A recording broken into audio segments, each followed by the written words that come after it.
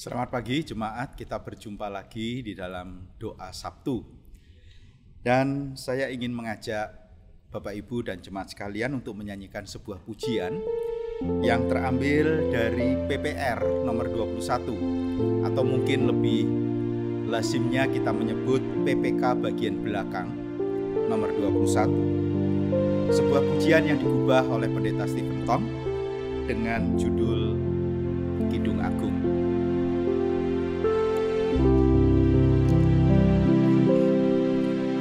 Oh Tuhan, tariku cepat mengikut-Mu, hatiku dengan-Mu berpadu.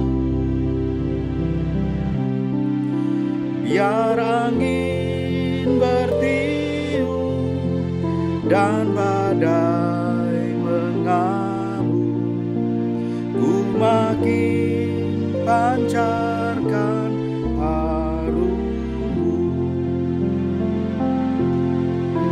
Tuhan, Kau terindah yang puaskan hatiku, Kau milikku dan ku milik-Mu. Biar ombak menderu, gelombang menembus, kan ku iring di Kau selalu. Bapak Ibu, ketika kita mengiring Tuhan, terkadang kita diperhadapkan kepada pergumulan-pergumulan. Dan situasi seperti ini bisa dipakai oleh yang jahat itu untuk kita menjauh dari Tuhan. Untuk itu kita membutuhkan anugerah Tuhan. Melalui pujian ini kita memohon, Tuhan, tarik saya, agar saya senantiasa mendekatkan hidup saya kepada Tuhan. Saya boleh mengharumkan nama Tuhan justru di tengah-tengah badai kehidupan yang sedang menimpa kita. Mari kita kembali akan pujikan pujian ini langsung di dalam bagian refnya saja.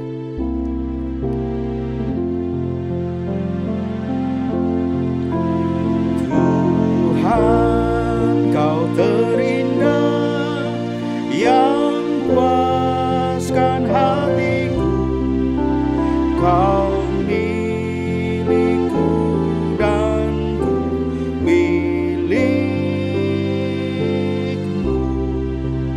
Biar ombak menderu, gelombang menembus, kan ku iring di Kau selalu. Kan ku iring di Kau selalu.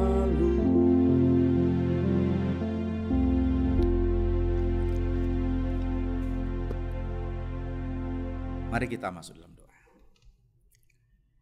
Ya Tuhan, kami berterima kasih sebelum kami memulai seluruh kegiatan kami di akhir pekan ini. Kami mau mengambil waktu bersama-sama dengan Tuhan untuk kami diberkati melalui kebenaran firman Tuhan, dan kami juga boleh menaikkan pokok-pokok doa kami, ya Tuhan. Kami kembali memohonkan hikmat-Mu agar kami ditolong ketika kami belajar dari kebenaran firman-Mu. Di dalam nama Tuhan Yesus Kristus kami berdoa. Amin. Kita akan melanjutkan bahasan kita masih di ayat 13 dari Matius 6. Ya. Matius 6 ayatnya yang ke-13, saya akan langsung bacakan ayat ini demikian. Dan janganlah membawa kami ke dalam pencobaan, tetapi lepaskanlah kami daripada yang jahat. Karena Engkaulah yang mempunyai kerajaan dan kuasa dan kemuliaan sampai selama-lamanya. Amin.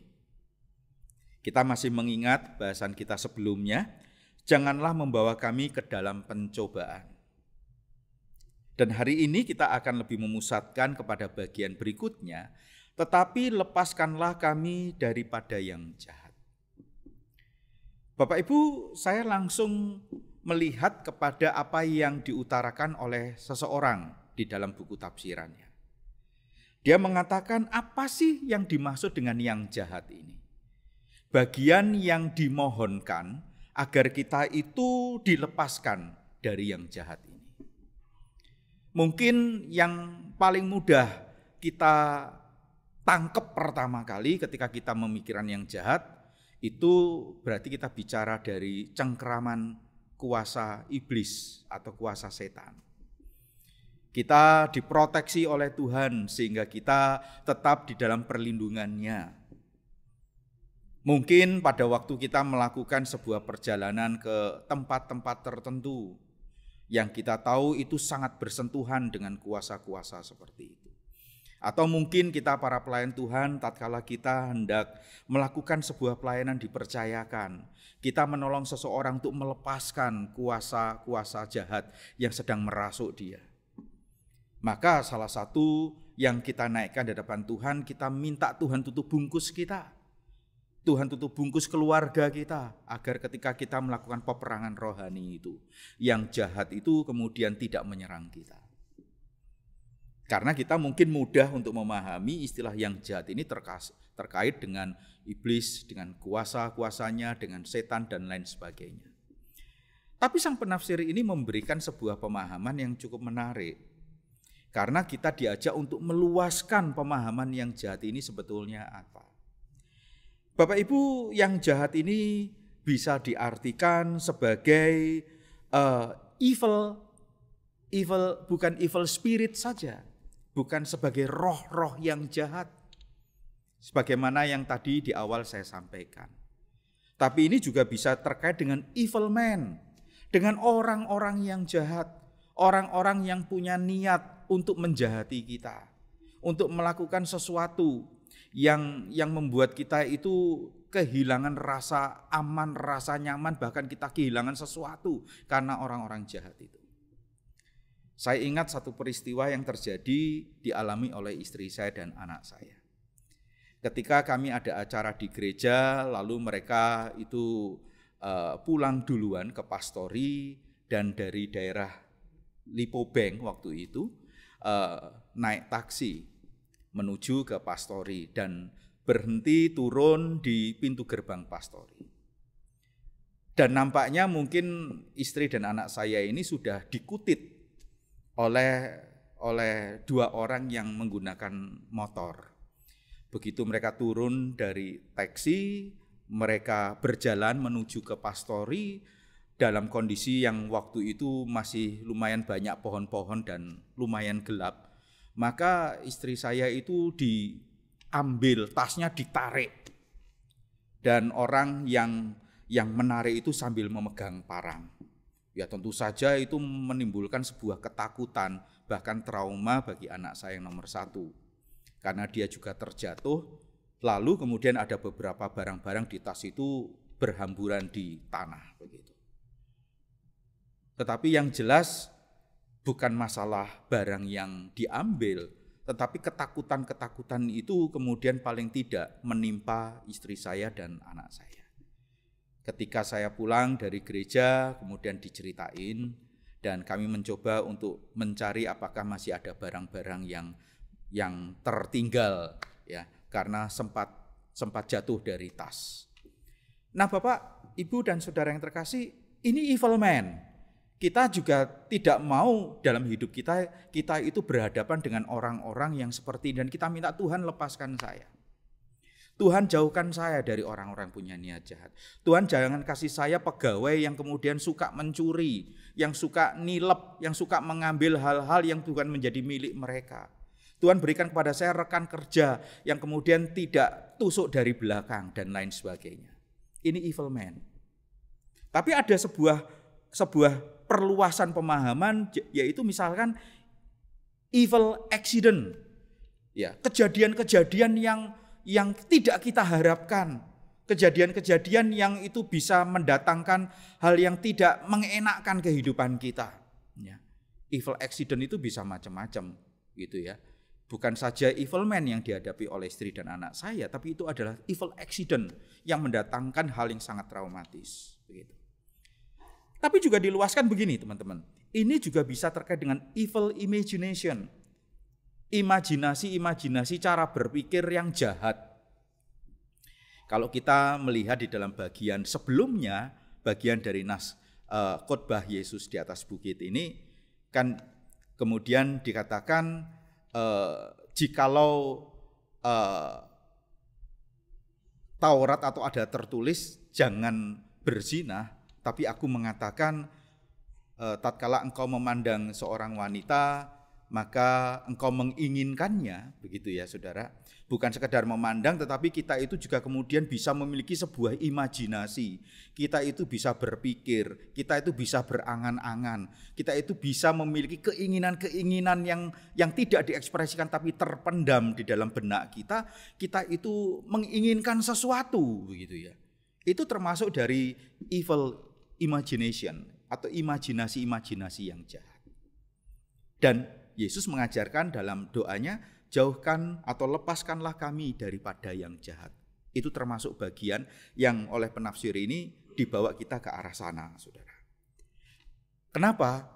Karena hidup kita yang berdosa ini disebut sebagai orang-orang yang sudah mengalami corruption of nature. Natur keberdosaan kita ini adalah natur keberdosaan yang mengkorupsi kehidupan kita. Nah teman-teman, juga dikatakan evil companion.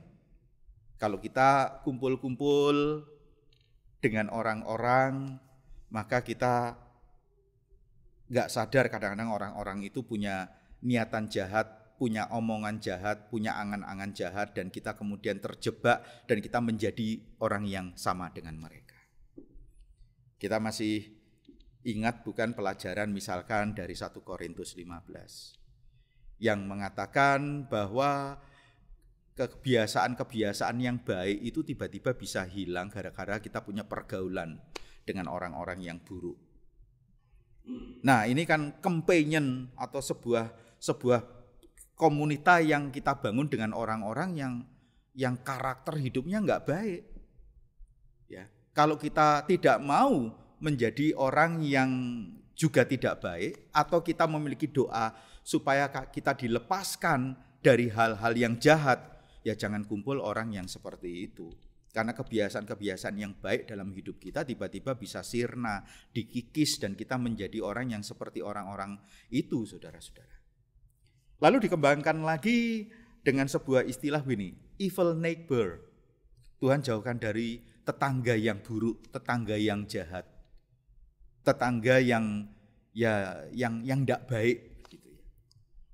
Yang intinya yang disampaikan oleh penafsir ini, kita diajak untuk meluaskan bahwa from evil itu evil yang seperti apa. Pikiran kita jangan cuma berpikir kepada evil spirit, kepada setan dan kepada iblis dengan kuasa-kuasanya. Tetapi sesungguhnya kita disadarkan di sekitar kita itu banyak hal-hal yang kalau kita tidak kuat di dalam hidup iman kita di hadapan Tuhan, kita akan begitu mudah untuk terlibat dari yang jahat. Maka doa ini bukan menjadi doa yang akan menjadi pengalaman kita. Karena kita cuma berdoa tapi kita membiarkan diri kita untuk masuk di dalam godaan, pencobaan, dan kita jatuh dengan hal-hal yang jahat seperti ini.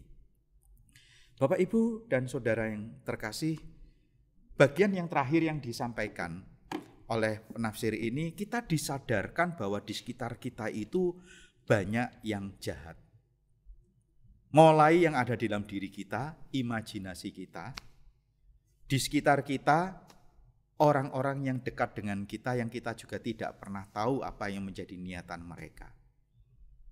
Pepatah mengatakan dalamnya lautan bisa diukur, tapi dalamnya hati manusia kita tidak tahu. Orang itu bisa senyum-senyum tetapi sebetulnya mau menikam kita. Atau kalau kita kemudian melihat bacaan di dalam Injil, bukankah si pengkhianat itu mencium Yesus? Kiss of death begitu, ciuman yang mematikan gitu ya. Atau kita mungkin melihat ada orang yang sepertinya berwajah domba gitu ya, berbulu domba, tapi sebetulnya dia adalah serigala. Mulai dari dalam, di luar, sampai kepada kejadian-kejadian jahat yang tidak kita harapkan. Dan kita memohon, Tuhan, lepaskanlah saya daripada yang jahat.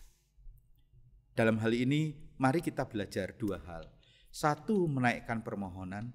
Yang kedua, mendisiplin diri. Agar kita selalu belajar dengan pertolongan Tuhan. Menempatkan diri, bukan dalam lingkungan-lingkungan di mana kita akan dipengaruhi dan menerima akibat dari orang-orang atau spirit-spirit, atau accident, atau imagination, neighbor, dan lain sebagainya yang jahat itu. Bapak, Ibu, dan saudara sekalian, hari ini kita hendak melakukan kegiatan kita. Kegiatan mungkin pekerjaan kita, kegiatan perjumpaan kita dengan orang-orang. Tidak ada salahnya kita memintakan perlindungan Tuhan dengan menaikkan doa ini. Tuhan, lepaskanlah saya dari orang-orang yang punya niat jahat, dari kejadian-kejadian yang tidak saya inginkan, dari roh-roh jahat, spirit-spirit yang jahat, yang itu juga bisa merenggut saya, dan lain sebagainya, Kiranya Tuhan Yesus memberkati kita sekalian. Mari kita masuk di dalam doa. Ya Tuhan, kami acap kali memohonkan perlindungan, proteksi, tutup bungkus kuasa dan darah-Mu itu. Tetapi bila mana hal itu hanya sampai di bibir kami saja, tidak disertai oleh hidup yang penuh hikmat bijaksana, bagaimana kami menjalani hidup, bagaimana kami membangun sebuah komunitas bergaul, membangun hubungan dengan orang-orang, kami sungguh membutuhkan ya Tuhan, pertolongan Tuhan agar kami bersedia diingatkan. Sehingga apa yang menjadi pokok doa kami agar Tuhan melindungi kami dari yang jahat, itu akan menjadi pengalaman yang akan terjadi dalam hidup kami. Bukan kami justru yang menghampiri hal-hal yang jahat, karena kami memiliki niat-niat yang memang sesungguhnya kami belum diubahkan oleh Tuhan. Kami diingatkan sekali lagi oleh seorang komentator, oleh seorang penafsir, bahwa yang jahat itu ada di sekitar kami ya Tuhan. Untuk itulah kami memohonkan campur tangan dan belas kasihan Tuhan yang mengingatkan kami. Kami menyerahkan hari ini ya Tuhan dengan berbagai kegiatan. Biarlah Tuhan juga boleh memberikan hikmat pertolongan kepada setiap kami. Sehingga di hari Sabtu ini kami boleh mengakhirinya di dalam segala ucapan syukur di hadapan Tuhan. Sembari kami mempersiapkan diri untuk memasuki jam-jam istimewa ibadah kami di hari esok ya Tuhan. Terima kasih, inilah yang menjadi doa permohonan kami. Kiranya damai sejahtera Allah Bapa, kasih karunia Yesus Kristus, pertolongan Roh Kudus menyertai kami sekalian. Amin. Bapak Ibu, nanti kita akan lanjutkan di dalam pokok-pokok doa yang akan ditayangkan. Tuhan Yesus memberkati kita sekalian.